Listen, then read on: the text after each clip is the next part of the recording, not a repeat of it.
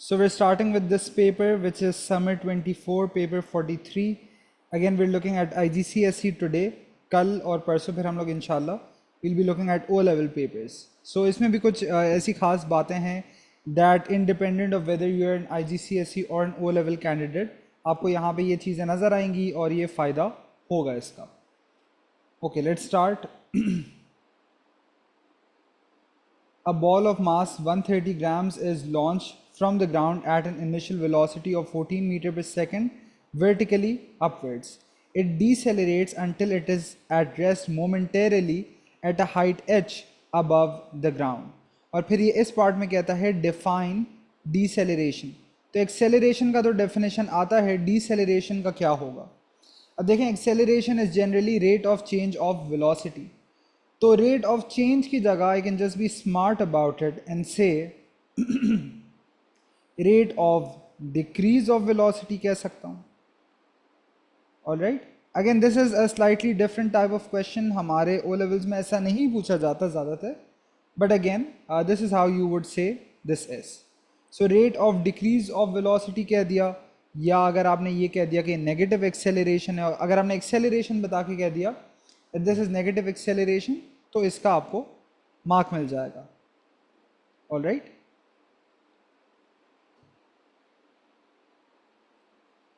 Part B. Acceleration of free fall is 9.8 metre per second square.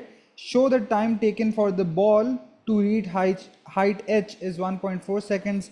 Ignore the effect of air resistance. तो ये कैसे करेंगे? Initially मैंने उसको दिया कोई speed which is kinetic energy, और जब ये अपनी मैक्स हाइट को पहुंचा होगा तो वो काइनेटिक एनर्जी सारा का सारा ख़त्म हो गया, और वो सारा क्या बन चुका होगा? GPE. So I use this idea that the loss in KE kinetic energy is equal to the gain in potential energy. Oh my bad, wait a minute. ये जो है ये तो टाइम पूछ रहा है. Alright, so yeah, we can okay, we can do this question. Yeah, अच्छा, तो ये थोड़ा सा इसने कहा time to reach the max height. Okay, ठीक है. चलें, ये भी सवाल जो है इट्स स्लाइटली वियर्ड क्वेश्चन जहाँ तक IGCSE की और O लेवल्स की बात रही. इसमें आपने ये आइडिया यूज़ करना है कि अगर इनिशियल 14 है, फाइनल 0 है, राइट, इनिशियल 14 है, फाइनल 0 है, और आपको चाहिए ये टाइम, राइट. तो टाइम चाहिए तो you can, okay, may be what am I doing? I'm thinking about this too much. Acceleration is rate of change of velocity. Uniform acceleration v minus u over t. Acceleration जो है यहाँ ये 9.8 दिया हुआ है, right. अगर मैं सोचूं ये बॉल को क्योंकि ऊपर फेंक रहे हैं, this is decelerating, this is slowing down, तो इस फॉर्मूले में मैं इसको 9.8 प्लग इन करता हूँ. फाइनल वेलोसिटी 0 है, इनिशियल 14 है, और मुझे चाहिए टाइम. ठीक है, तो मैं सिंपली इसको डिवाइड कर दूंगा. तो -14 डिवाइडेड बाई -9.8, अंदाजन ये इतना आना चाहिए, राइट. ट्राई कर लें आप लोग. -14 डिवाइड बाई -9.8, सो दैट्स 1.428, तो 1.4 सेकेंड्स. छोड़ दें ऐसे सवाल पे, अभी बहुत ज़्यादा फोकस ना करें. मैं आपको सिर्फ बता रहा हूँ कि ये क्या है. वैसे काइनेमैटिक्स का इतना मुश्किल नहीं है. Part C. अब करना है वो वाली चीज़ जो अभी आप लोग, जो मैंने यहाँ लिखी थी, which is loss in KE equals gain in GPE.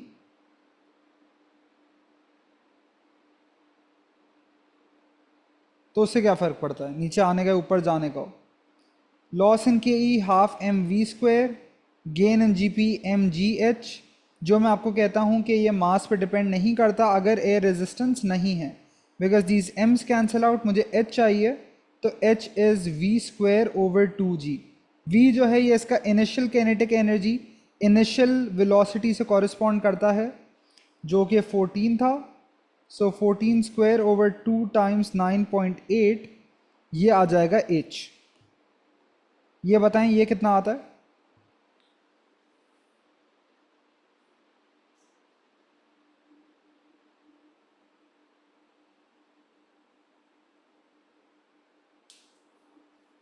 Syed अब क्या कहना चाह रहे हैं, मुझे तो नहीं समझ आ रहा। लेकिन ऊपर जाने का होगा तो मैग्नीट्यूड सेम होगा उसी से जो नीचे आने का होगा। बस फ़र्क ये है कि एक में नीचे आते हुए उसका स्पीड बढ़ रहा होगा, ऊपर जाते हुए स्लो हो रहा होगा। तो मैंने ऊपर वाले की बात कर ली तो मैंने इसको नेगेटिव लिया बस। सो ये आ रहा है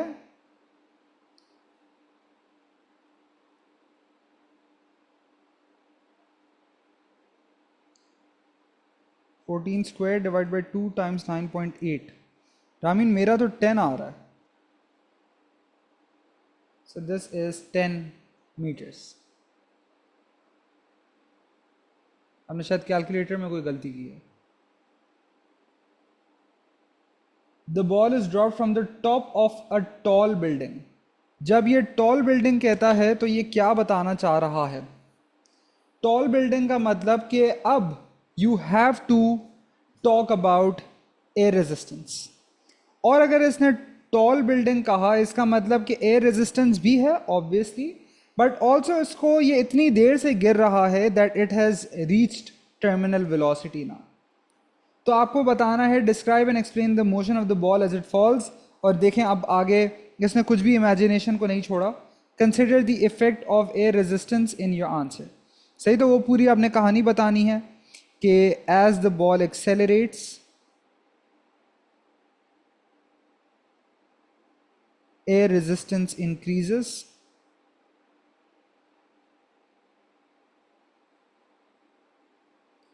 this causes, ये देख लें जो रेफरेंस पूछ रहे हैं, this causes a resultant force and hence acceleration to decrease.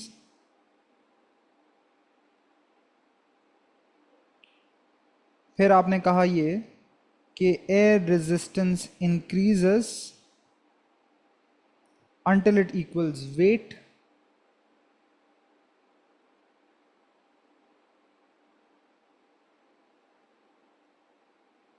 resultant force and hence acceleration becomes 0.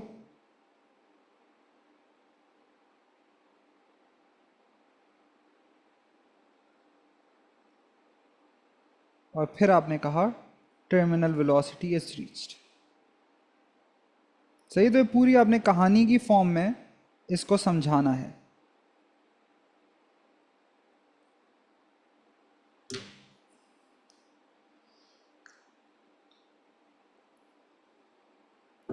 यहां तक कोई सवाल? Doing a check point.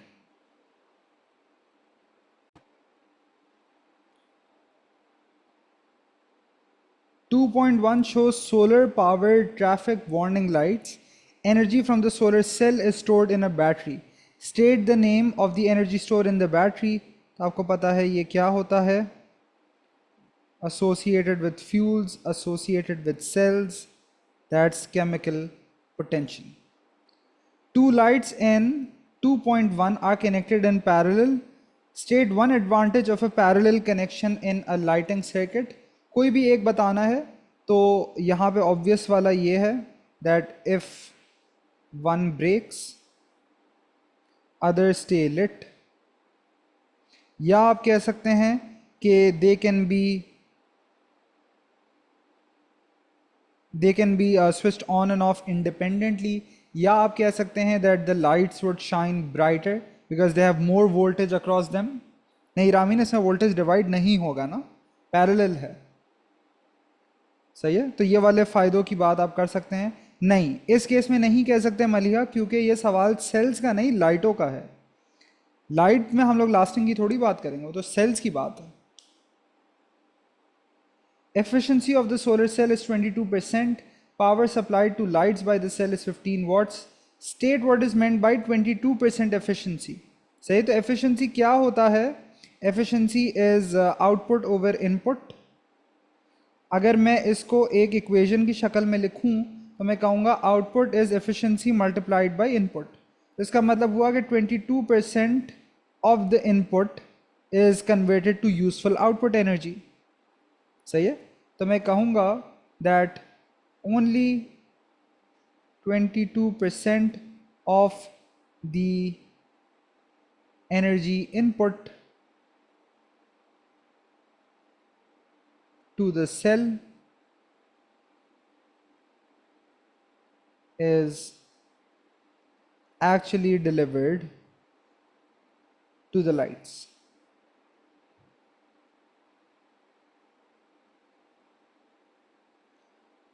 Calculate the solar power input to the cell। तो जाहिर सी बात अगर इसने ये इनपुट मांगा है इसका मतलब ये जो दिया है ये आउटपुट है, ये पावर है, ये भी पावर मांगा है। तो आई can just use efficiency equals output over input. So input equals output over efficiency. So output is 15, 22% का मतलब 0.22, इससे आप डिवाइड करें।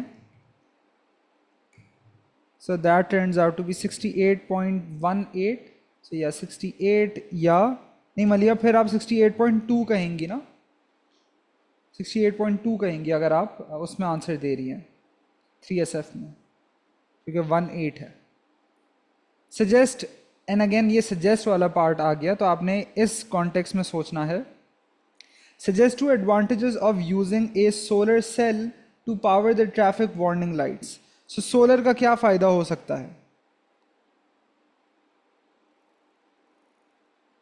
ये रोड के बीच में लगी हुई है, right? So don't say anything like renewable, थोड़ा सा इस कॉन्टेक्स्ट के हिसाब से सोचें, तभी उसने सजेस्ट वाला पार्ट का है।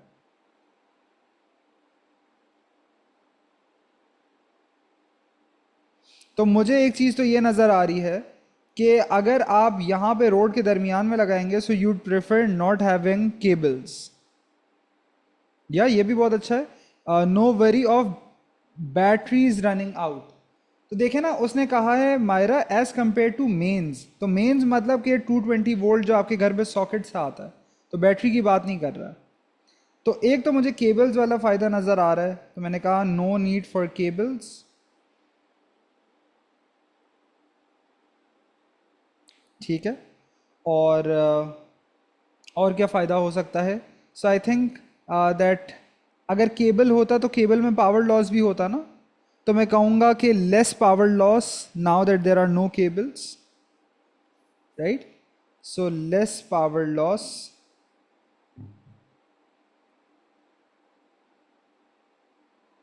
Then means since no transmission। नहीं, दो अलग अलग चीज़ें हैं। एक मैं ये बता रहा हूँ कि अगर आप केबल नहीं लगा रहे तो केबल का खर्चा आपने कम कर दिया। दूसरी चीज़ मैं ये बता रहा हूँ कि अब एफिशिएंसी ज़्यादा होगा as compare to transmitting it using long overhead lines, क्योंकि अब केबल्स हैं ही नहीं। तो मैं दो, एक ही चीज़ है बेसिकली, लेकिन मैं उसे दो अलग अलग तरीक़ों से अप्रोच कर रहा हूँ। और यहाँ पे आप जैसे ये भी कुछ कह सकते हैं कि भाई मेंस में अगर कोई पावर कट होता है, पावर फ्लक्चुएशन होता है, तो ये अफेक्ट नहीं होंगे। You can also say this. ठीक है, think this is straightforward। 3.1 shows two children balanced on a seesaw। A seesaw is a length of wood which rotates about a central pivot। Child B moves 0.05 meter further away from the pivot। Explain why the seesaw rotates clockwise। तो देखें, पहले तो ये balance थे, सही है, और उसके बाद रोटेशन स्टार्ट हुई। तो ये जब दूर हुआ चाइल्ड बी, तो इसका मतलब डिस्टेंस बढ़ा तो क्लॉकवाइज मूवमेंट बढ़ा। तो आपने कहा कि since clockwise movement is now increased, it's going to rotate. Since clockwise movement, clockwise कहना ज़रूरी है Safan. Since clockwise movement has increased and is now greater than the anti-clockwise moment।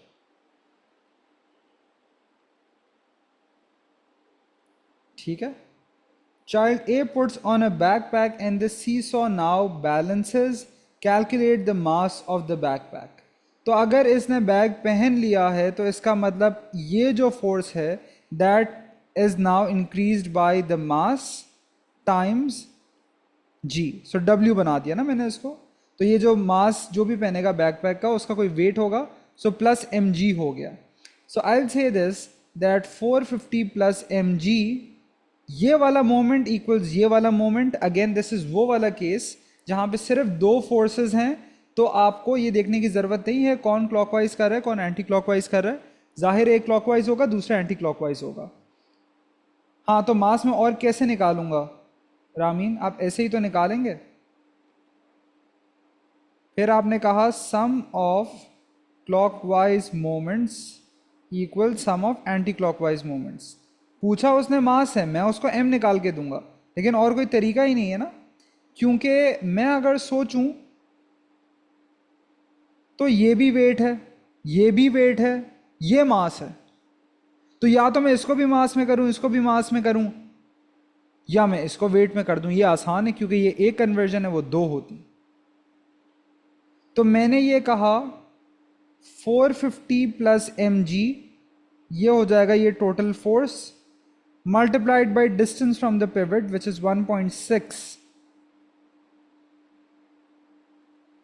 Equals 900, लेकिन इसने डिस्टेंस बढ़ा दिया था ना, 0.05 था। अच्छा कुछ लोगों को ये समझने में मुश्किल होती है, मैं इसको ज़रा समझा दूं। देखें, अगर ये इंफॉर्मेशन पार्ट ए में लिखी है ना, और अगर हम ए के ही सब पार्ट्स में हैं, तो ये इंफॉर्मेशन यहाँ भी अप्लाई हो रही है, क्योंकि ये ए का ही सब पार्ट है। ये ए का 1 था, ये ए का 2 है रोमन न्यूमरल्स में, तो ये वाली इंफॉर्मेशन अब भी इस्तेमाल होगी। तो ये वाला आप इंक्रीज्ड डिस्टेंस लेंगे।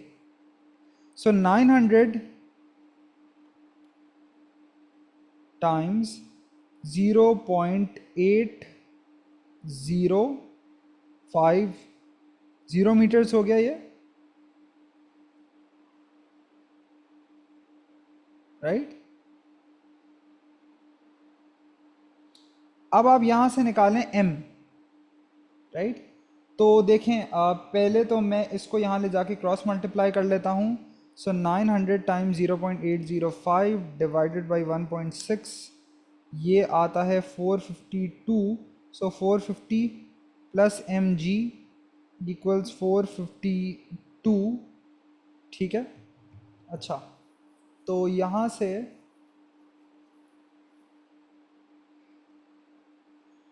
मैंने mg निकाला जिस 452 माइनस 450 वाली चीज़, मैं कैलकुलेटर वैल्यू यूज़ कर रहा हूँ।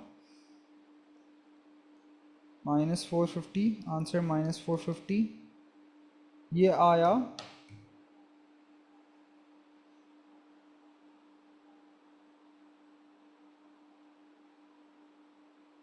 ओ मेरे ख्याल से मैंने ये गलत कर दिया, 0.805 नहीं है, 0.85 है। It's not 0.805, it's 0.85, my bad. 0.85 है ना, ये सेकंड डेसिमल प्लेस में है 5, तो 0.85 है। या एक मिनट वाली, आपका भी रिस्पॉन्स पढ़ता हूँ मैं। 900 times 0.85 divide by 1.6, this is 478।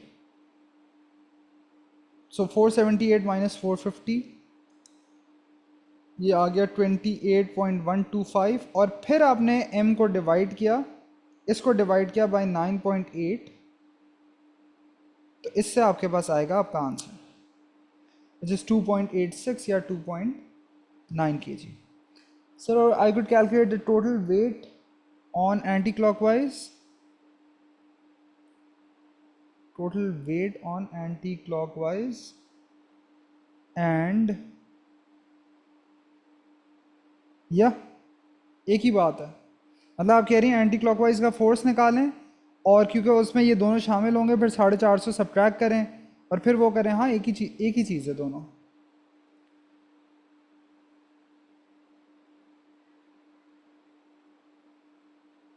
ये हो गया, ये समझ आ रहा है आप लोगों को? Let's do a check point, please ask अगर कोई चीज़ नहीं समझ आ रही।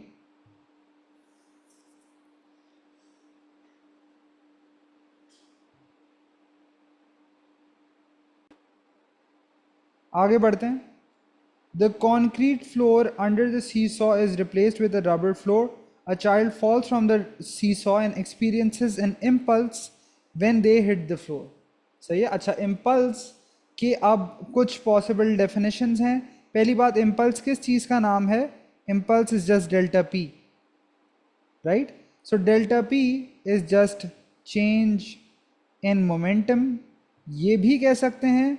या अगर आप इसकी ये वाली डेफिनेशन की बात करना चाहें, एफ डेल्टा टी, तो मैं इसको ये भी कह सकता हूँ force multiplied by the time for which the force acts. Abdulrahman, m g जो है, देखें एम इसका एडिशनल मास है ना बैकपैक का, तो मास टाइम्स ग्रेविटी या ग्रेविटेशनल एक्सेलरेशन ने उसके कॉरेस्पॉन्डिंग वेट दिया मुझे। ठीक है। Explain how the rubber floor reduces injury to the child. Use ideas about impulse, force, momentum, time. तो देखें ये वाली बात है तो हम लोग काफ़ी ज़्यादा कर चुके हैं अब, कि आपका ये जो आइडिया है जो हमने उस केस में देखा, फॉर एग्ज़ाम्पल कि क्यों आपके पास गाड़ियों में सीट बेल्ट्स होते हैं, या आपके पास क्यों आपके पास एयर बैग्स होते हैं, तो आप ये कहेंगे दैट द सेम इम्पल्स, क्योंकि वो इम्पल्स का नाम का इस्तेमाल पूछ रहा है, इम्पल्स मतलब चेंज इन मोमेंटम, तो जो उसकी इनिशियल स्पीड है, फाइनल स्पीड है, वो तो सेम रही ना, तो इम्पल्स भी सेम रहा। So the same impulse now occurs over rubber floor है, तो टाइम बढ़ जाएगा तो फोर्स कम हो जाएगी। Now occurs over a longer time, reducing the force on the child.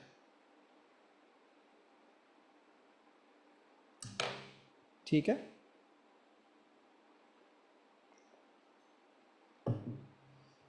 इस तरीके से आपने ये वाले पार्ट का रिस्पॉन्स लिखा।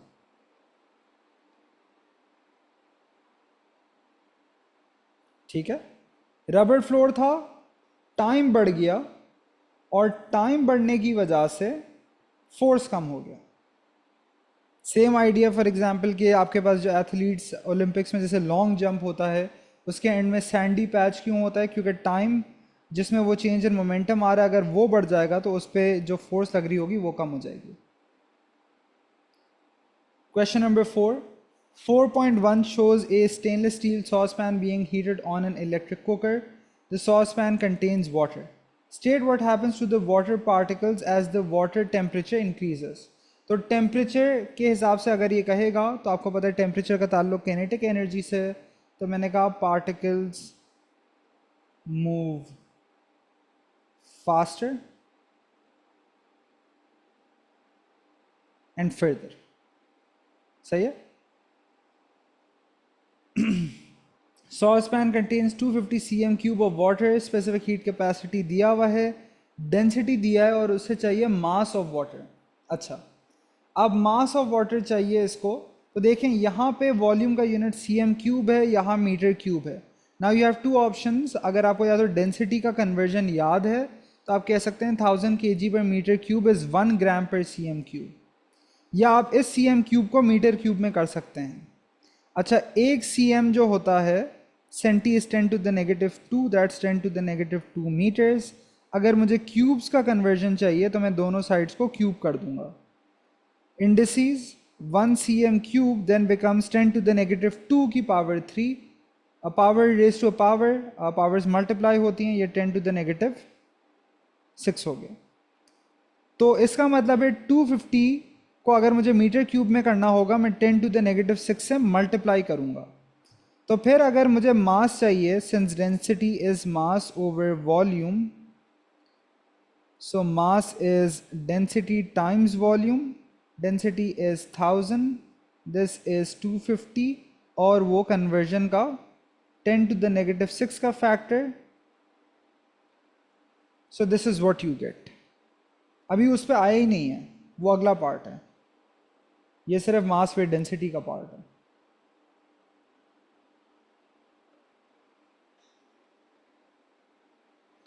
अच्छा ये देखें मुस्तफ़ा, ये सेंटीमीटर से मीटर की कन्वर्जन है ना। 1 सेंटीमीटर जो आपका सेंटी का प्रीफिक्स है आपके सिलेबस में, दैट्स 10⁻²। क्योंकि आपको मीटर क्यूब को कन्वर्ट करना है तो आपने दोनों साइड्स को क्यूब किया, तो 1 सेंटीमीटर क्यूब इक्वल्स 10⁻² का क्यूब, जो कि 10⁻6 होता है। सही है। ये सब क्यों करना पड़ा? क्योंकि ये मीटर क्यूब में है, ये सीएम क्यूब में है। अब आ गया मीटर क्यूब में, तो मैंने सिर्फ ये यूज़ किया, density is mass over volume, mass is density times volume, density 1000, volume is 250 into this factor 10⁻6।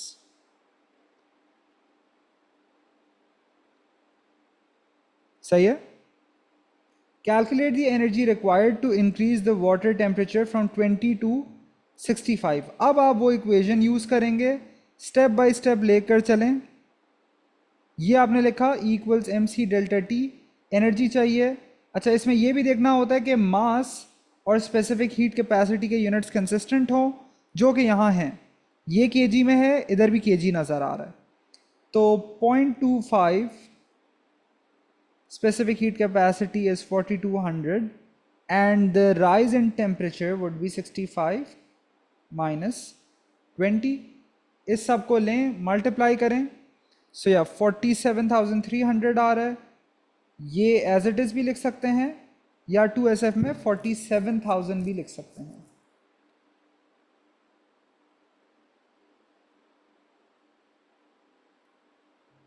ठीक है।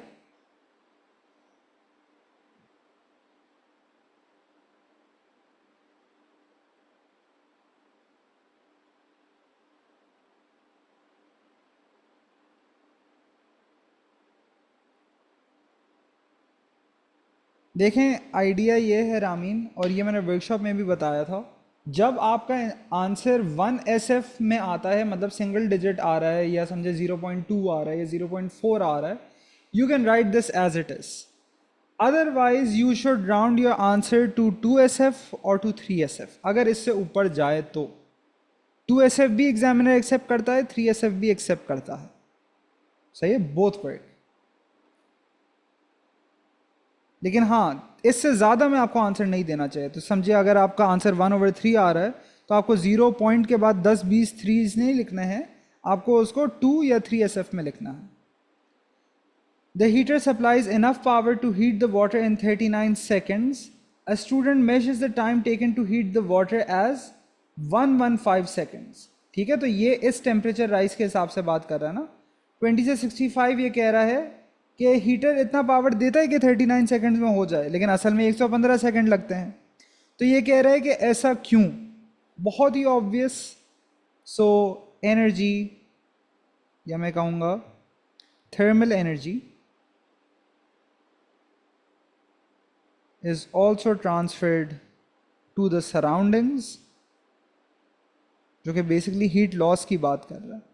सही है। जैसे कि मैंने आप लोगों को डिस्करेज किया था कि वर्क एनर्जी पावर के पार्ट्स में सिर्फ फ्रिक्शन का लफ्ज़ लिखकर ज़्यादा खुश ना हो जाएं, उसी तरीके से यहाँ पे हीट लॉस लिखकर ज़्यादा खुश ना हो जाएं।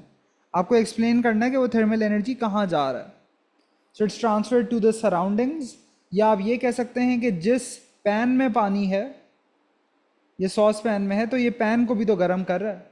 सो you can also say this.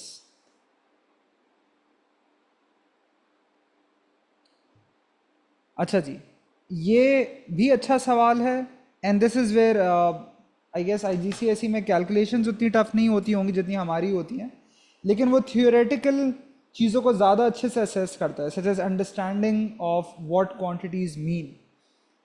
The stainless steel saucepan is replaced with an aluminium saucepan of the same mass, volume same है। The specific heat capacity of stainless steel is 500, specific heat capacity of aluminium 890 है। Specific heat capacity ज़्यादा होने का मतलब this needs more energy for the same temperature rise and for the same mass। ठीक है, ये मैं क्यों कह रहा हूं, क्योंकि अगर आप इसकी डेफिनेशन पे फोकस करें वो इस फॉर्मूले से आती है.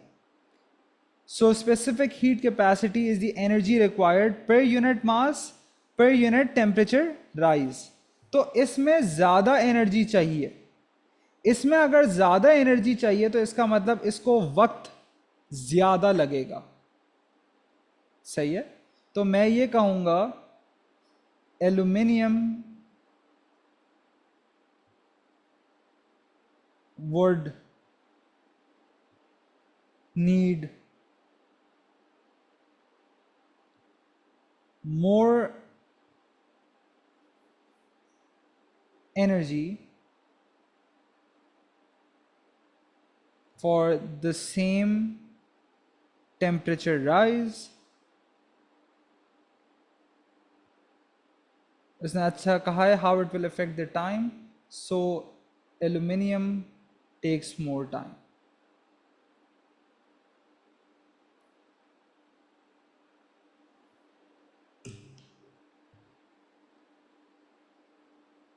ठीक है.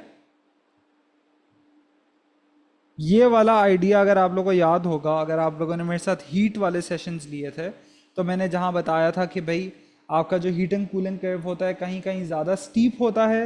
जहाँ ज़्यादा स्टीप होता है इसका मतलब टेम्परेचर तेज़ी से बढ़ रहा है, इसका मतलब उसका स्पेसिफिक हीट कैपेसिटी कम है. यहाँ पे एल्यूमिनियम का स्पेसिफिक हीट कैपेसिटी ज़्यादा है, इसका मतलब है कि it's going to show a slower rise in temperature, तो इसमें टाइम ज़्यादा लगेगा.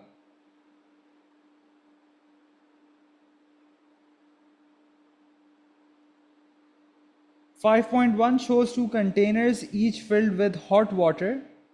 Outer surface of the metal container is hot. Explain how electrons transfer thermal energy through the metal of the container. ठीक है.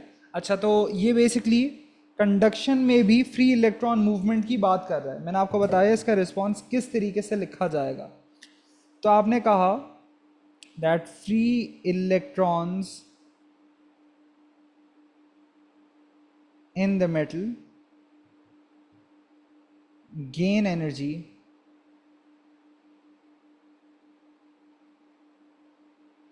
from vibration of atoms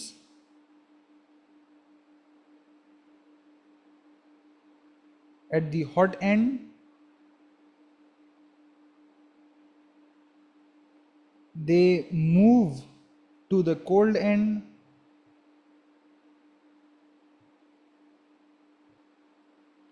and transfer energy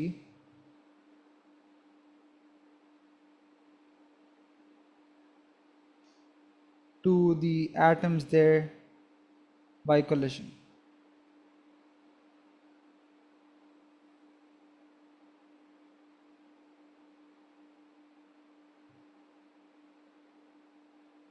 सही है. या आप कोलाइडिंग विद देम कहें, या आपने कहा कि it passes on, they pass on their energy to that to the atoms there.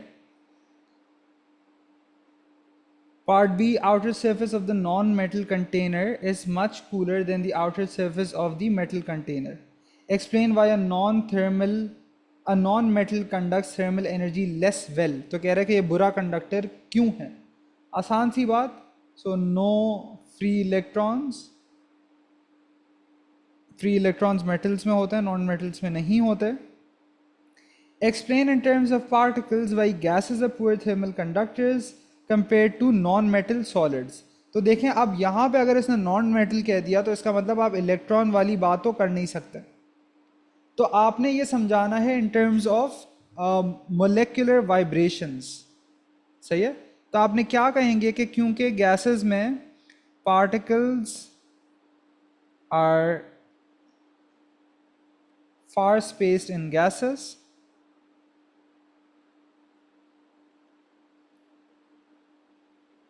so particle collisions are less frequent.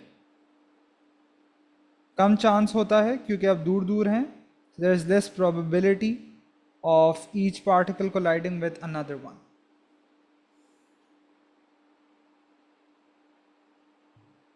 ठीक है. यहाँ एक और चेक पॉइंट करते हैं, कोई सवाल हो तो पूछें. So we going on now. अच्छा, इनके लेंजेस के सवाल थोड़े से अजीब से होते हैं हमारे वाले से के मुकाबले में। अब जैसे ये कह रहे हैं 6.1 shows a thin converging lens use to produce a magnified image of an object A B. ये अगर मैं आपसे पूछूं जिन्होंने लेंजेस की वीडियोस या प्लेलिस्ट देखी है, ये कौन सा केस है?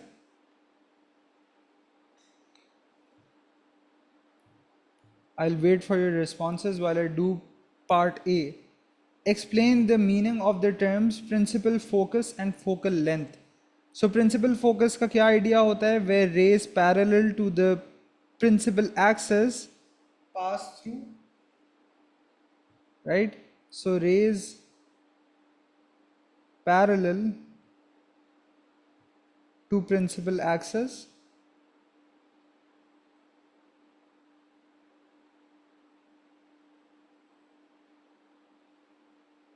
converge after passing through the lens. Now this is an example of a question जो कि हमारे बोर्ड में नहीं पूछा जाता, IGCSE में पूछा जाता है। सही, तो फोकल पॉइंट ये है कि भाई जो मेरे पास यहाँ से कोई रे आ रही होगी, ये यूँ आके मिलेगी, ये वाली यूँ आके मिलेगी, ये वाली स्ट्रेट चली जाएगी, ये वाली यूँ जाके मिलेगी, right? So where they converge that's called the focal point. हाँ जी, ये कौन सा केस है, जल्दी बताएं। फोकल लेंथ क्या है? So focal length is the distance between optical center of the lens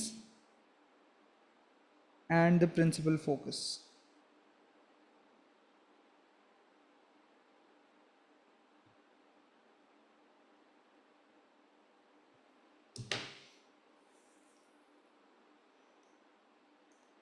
ठीक है।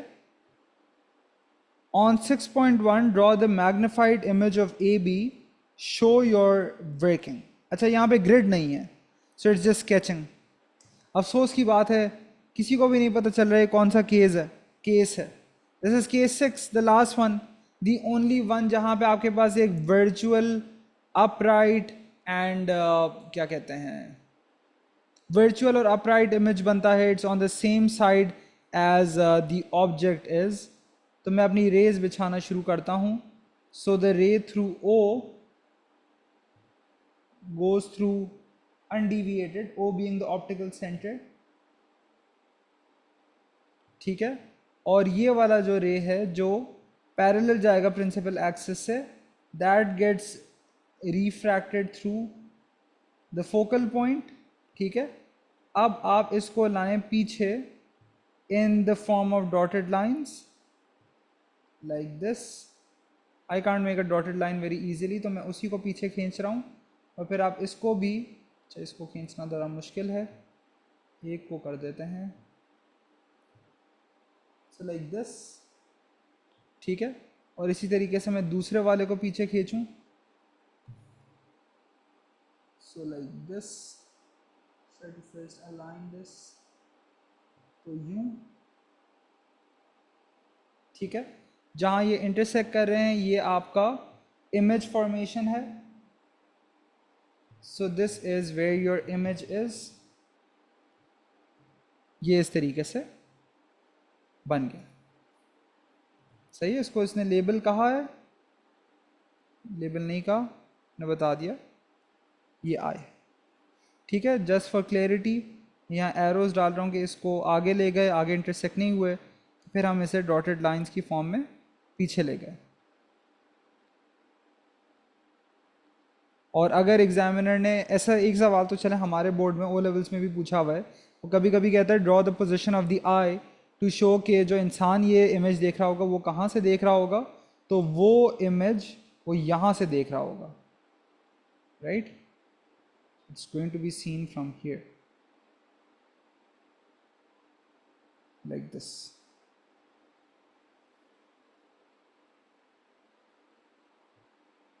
सही है।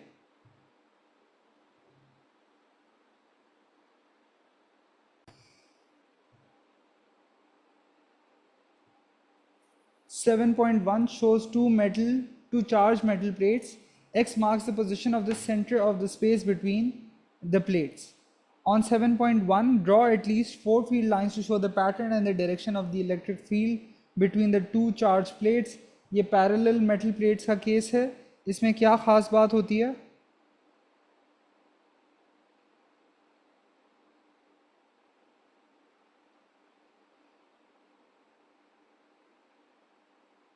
Good.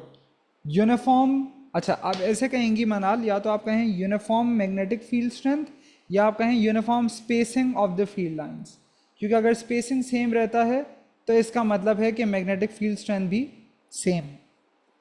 Describe the effect on A negatively charge particle placed at x. तो एग्जामिनर आपसे ये असेस करना चाह रहा है कि देखें इलेक्ट्रिक फील्ड लाइन तो दिखाता है direction of force on a positive charge, right. Negative charge को रख दिया, तो वैसे अगर मैंने फील्ड लाइन यूं बनाई होती है तो पॉजिटिव का डायरेक्शन बता रहा है ना, नेगेटिव में ऑपोजिट होगा एंड इट मेक्स सेंस, क्योंकि नेगेटिव प्लस से अट्रैक्ट होगा, नेगेटिव उसको रिपेल करेगा, दूसरी डायरेक्शन में उसको फेंकेगा. तो हम कहेंगे that the force is upwards towards the positively charged plate. Again समझाना नहीं है, डिस्क्राइब वाला सवाल.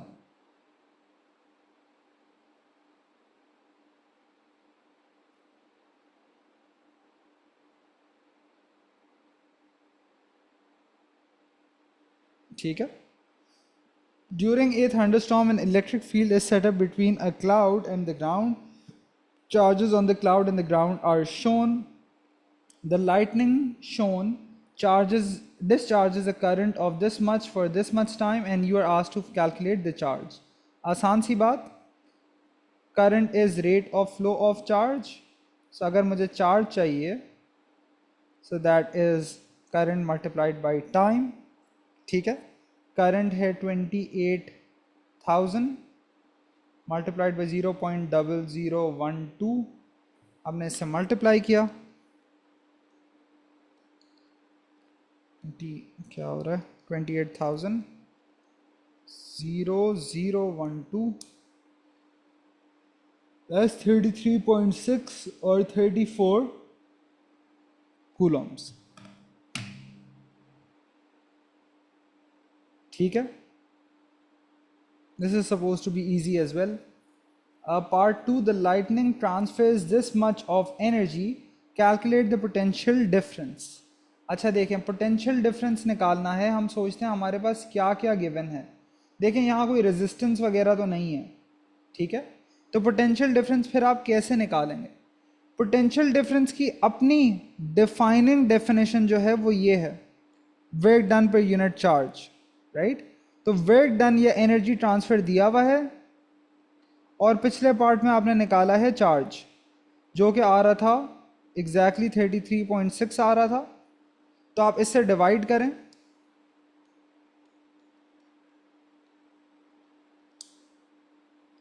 सो this turns out to be 3.57 या 3.6 into 10 to the 6 volts. Another checkpoint.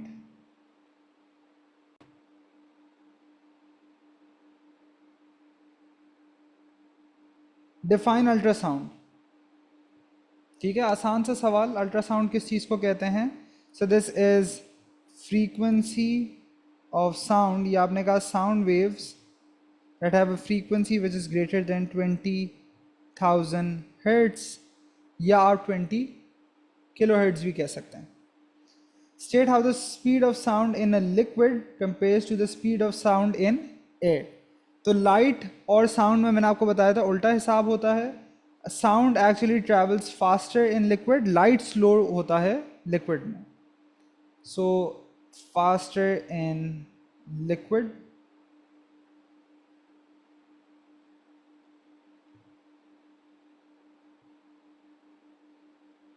X-rays are part of the EM spec. State the speed of X-rays. तो सारे EM spec के waves travel at 3 into 10 to the 8 meters per second. अच्छा ये अच्छा सवाल है. मैं देखना चाहता हूँ आप लोगों के जहन में क्या आइडियाज़ हैं, क्योंकि मैंने जब ये बताया था तो मैंने बताया था कि भाई कहाँ एक्सरे यूज़ करते हैं, कहाँ जो है अल्ट्रासाउंड यूज़ करते हैं. तो ये कह रहा है कि ऊपर वाली डायग्राम में आपको दिखाया ultrasound scan of a foetus, X ray scan of a hand. Describe 3 similarities or differences between the use of ultrasound and x-rays in medical scanning procedures। सही, तो जैसे एक्सरे से एक्सरे स्कैन आता है, सीटी स्कैन आता है, अल्ट्रासाउंड से fetal scanning होती है। तो आपको समझाना है क्या डिफरेंसेस हैं या क्या सिमिलैरिटीज हैं।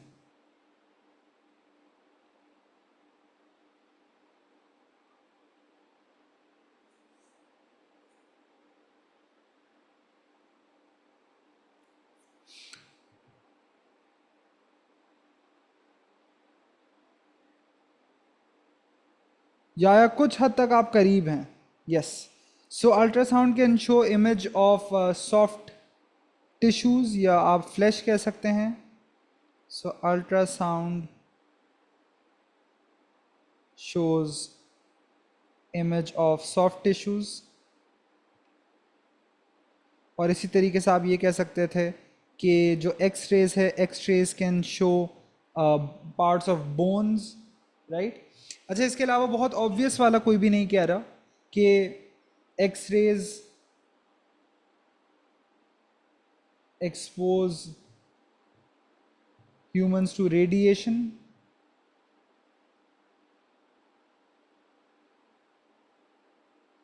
देखिए रामीन, ये जनरल बातें नहीं कर रहा, ये कह रहे हैं मेडिकल स्कैनिंग प्रोसीजर्स में बताएं, तो आप बेसिक बातें नहीं कर सकती हैं। And has an ionising effect.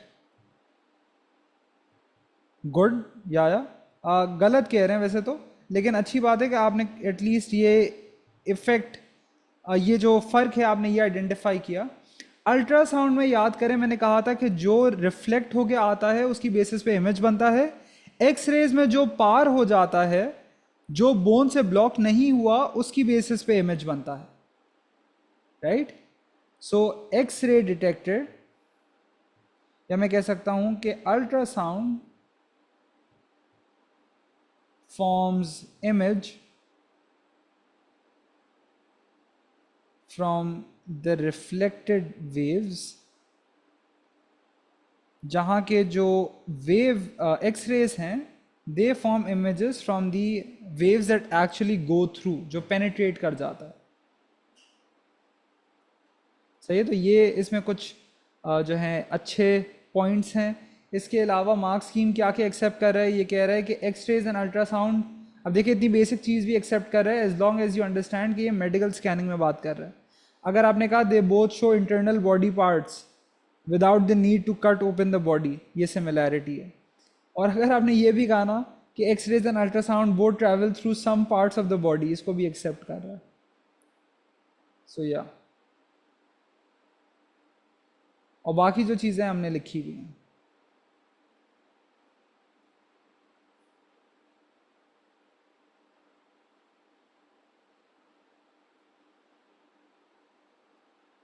(9.1)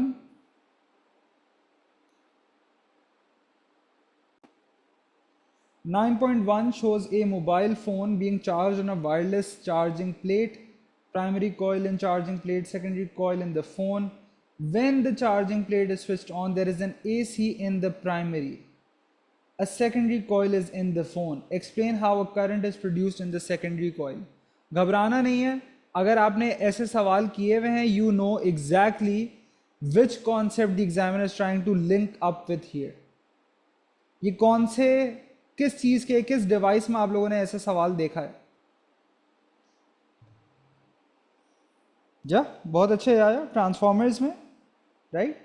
तो आपको ये बताना है कि किस तरीके से यहाँ पे करंट इंड्यूस होगा। तो सबसे पहली चीज़ आपने क्या कही कि यहाँ पे ऑल्टरनेटिंग करंट है, right. So alternating current in the primary produces a change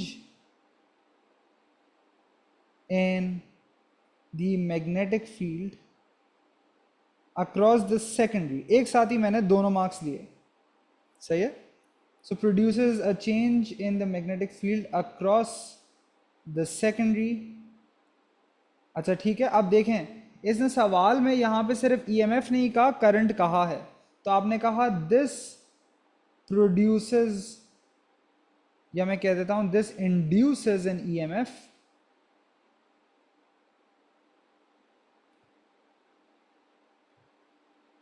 which leads to a current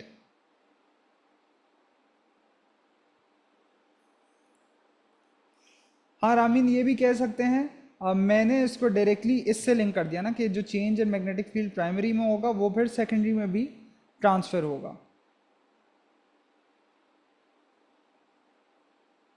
मैंने इन दोनों को साथ लिंक कर दिया, वरना आप सही कह रही हैं। This induces an EMF which leads to a current in the close loop. Close loop कह दिया या क्लोज्ड पाथ कह दिया, बिल्कुल सही होगा, कटिंग ऑफ फील्ड लाइंस भी। लेकिन फिर उस केस में मुस्तफ़ा आपको जैसे रामीन कह रही हैं वैसे लिखना पड़ेगा।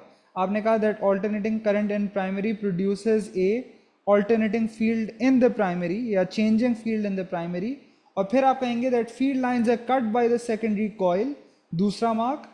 Third mark is the same कि इससे ईएमएफ इंड्यूस होगा which leads to a current in the close loop. बिल्कुल वो भी सही है।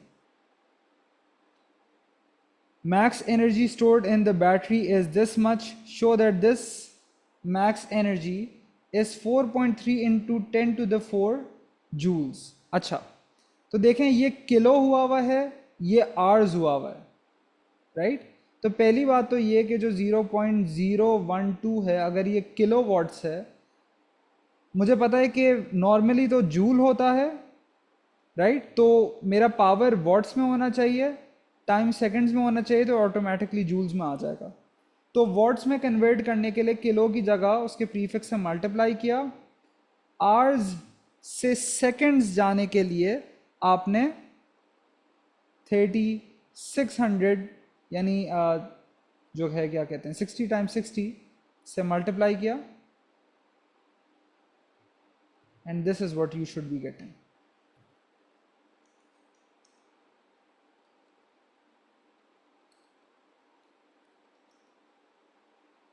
सही है।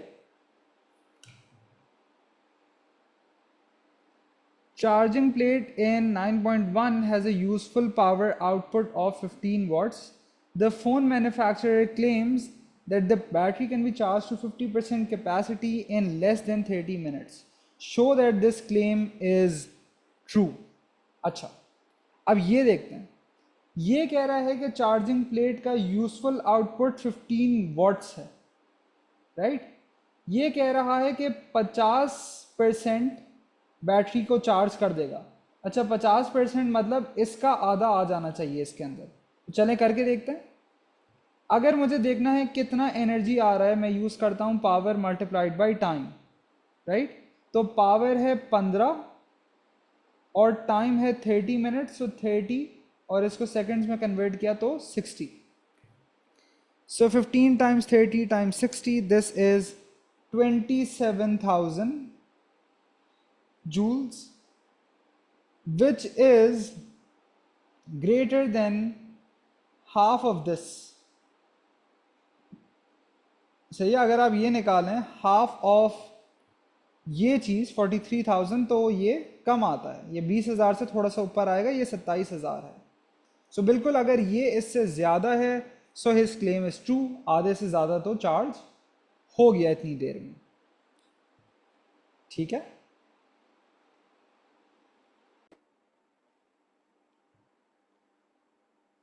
Leaks in underground water pipes are detected using radioactive traces. 10.1 shows a radiation detector above a water pipe. Before the radioactive tracer is added to the water, the detector measures the background radiation above the pipe. Background radiation is 26 counts per minute. और आपसे ही आगे सवाल पूछता है define background radiation.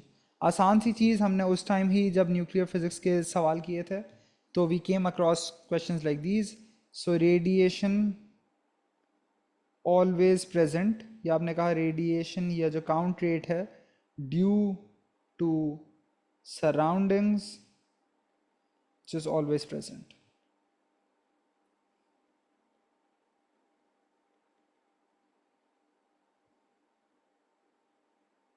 नहीं आया, आप confuse कर रहे हैं बेटा, वो स्पॉन्टेनियस की बात होती है।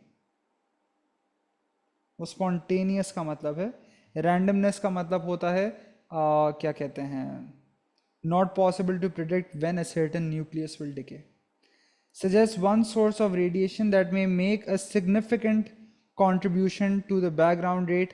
तो आपको पता है उसके जो चार सोर्सेज हैं, radon gas, rocks minerals, cosmic rays, food and drink. Yaya ने कह दिया तो मैं कॉस्मिक रेज ही लिखूंगा, मैं और कुछ सोचूंगा ही नहीं। A radioactive tracer is added to the water. Counter in 10.1 shows the count rate in counts per minute above the leak in the water pipe. Determine the count rate due to the tracer. तो देखें ये जो दिखा रहा है, आपने पहले अलग से बैकग्राउंड ले लिया ना, तो बैकग्राउंड इज 26, दिस इज 382। 382 में 26 शामिल है तो आप उसको सब्ट्रैक्ट कर देंगे, तो 382 minus 26, this is what, 362 minus 6, which is 356 counts per minute। ठीक है जी ज़ारा, ये भी ठीक है। Suggest which radioactive emission is suitable for detecting the leak in the water pipe। सही है, अच्छा देखते हैं इसको। तो देखें यहाँ पे ये जो है ये डिटेक्टर है। पहली बात तो मुझे ये नज़र आ रहा है कि जितनी ये रेंज है इसके हिसाब से अल्फ़ा तो ठीक नहीं है, right. Alpha would just get decimated in the air, उसका रेंज इतना कम होता है कि वो पहुंच ही नहीं सकेगा। और फिर ये जो है दिस इज ग्राउंड, राइट, तो उसको ग्राउंड के थ्रू भी जाना है, राइट। तो बिल्कुल गैमा मेक सेंस। सो आप इसको एक्सप्लेन भी करना है, तो आपने कहा गैमा,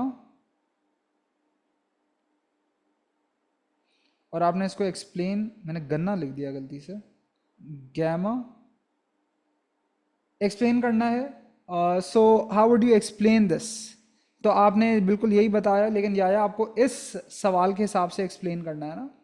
तो आपने कहा कि alpha and beta would be stopped by the ground before this before it reaches the leak, right. So gamma is the only one जो डिटेक्टर तक पहुंच जाएगा, right.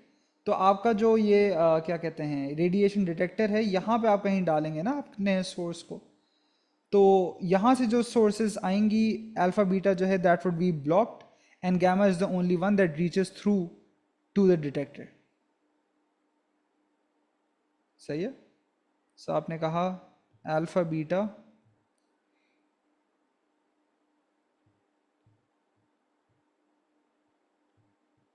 would be blocked by soil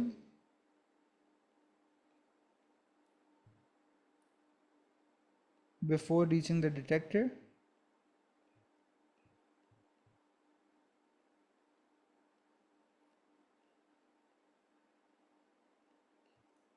gamma is the only one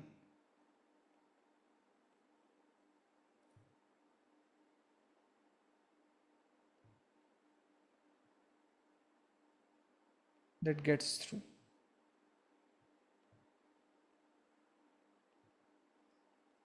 Because of high penetrating power।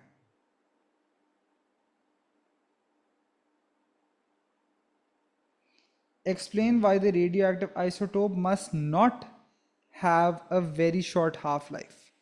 तो बहुत छोटा half life नहीं होना चाहिए, एग्जामिनर ये कह रहा है, ठीक है।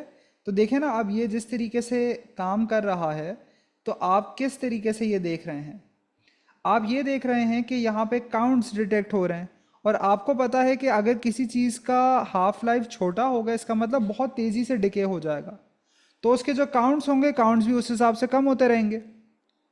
सो फिर लीक की डिटेक्शन करना it's going to be difficult, right. So leak की डिटेक्शन करना फिर थोड़ा सा डिफिकल्ट हो जाएगा। So this is how you would explain it. सो आपने कहा that doesn't allow time for detection since count rate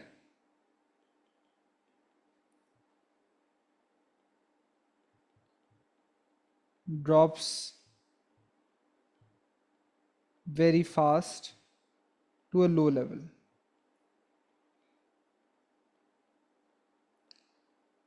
Explain why the radioactive isotope must not have a very long half life. जाहिर सी बात है, बहुत ज़्यादा भी नहीं होना चाहिए, कोई रीजनेबल अमाउंट होनी चाहिए. क्यों? Because what are you trying to do? You're trying to detect leaks in water. तो बहुत ज़्यादा हाफ लाइफ होगा तो बहुत ज़्यादा पानी के साथ इंटरैक्ट करेगा, इट्स गोइंग टू पोल्यूट या कंटामिनेट द वाटर सप्लाई. सही है? So that's also not good.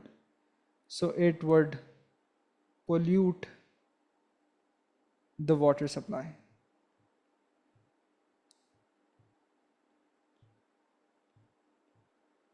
ठीक है?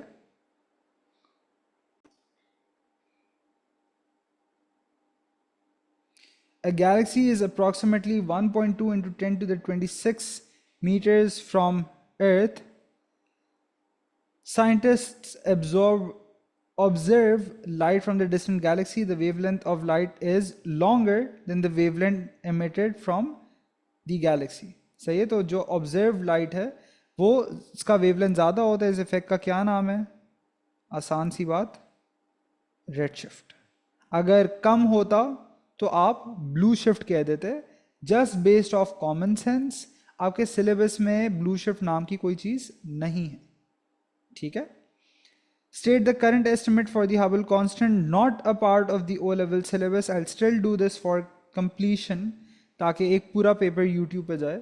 So this is 2.2 into 10 to the negative 18 और Hubble constant का यूनिट होता है per second. तो इसको यूं लिखा जाता है या यूं भी लिखा जाता है. ये आपके सिलेबस में नहीं है, बस इसको थोड़ी देर के लिए आंखें बंद कर लें, ये जल्दी ख़त्म हो जाएगा. फिर आपको चाहिए speed at which the Galaxy is moving. So the equation is v equals H not D. तो एच नॉट का वैल्यू IGCSE में आपको you must know by heart. Distance दिया हुआ है 1.2 इंटू 10 टू द 26. दोनों को मल्टीप्लाई करें. 2.2 into 10 to the negative 18 plus 26 into 1.2. तो ये आता है 2.64 इंटू 10 टू द 8 और ये है मीटर्स पर सेकेंड में.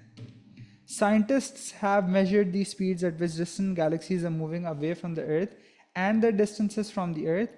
These measurements suggest that all universe was once at a single point. तो basically it's providing evidence for the Big Bang theory. तो ये किस तरीके से होगा? तो ये हमें पता है that galaxies further away जो हैं, by observing the amount of redshift we see, galaxies further away are receding faster. This shows that the universe is expanding.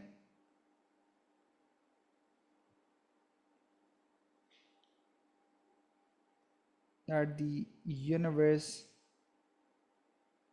is expanding.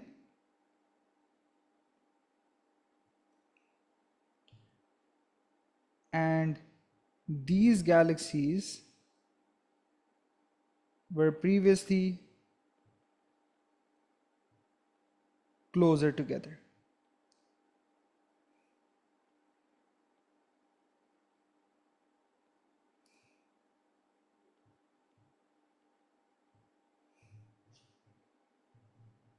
So that sums up this paper.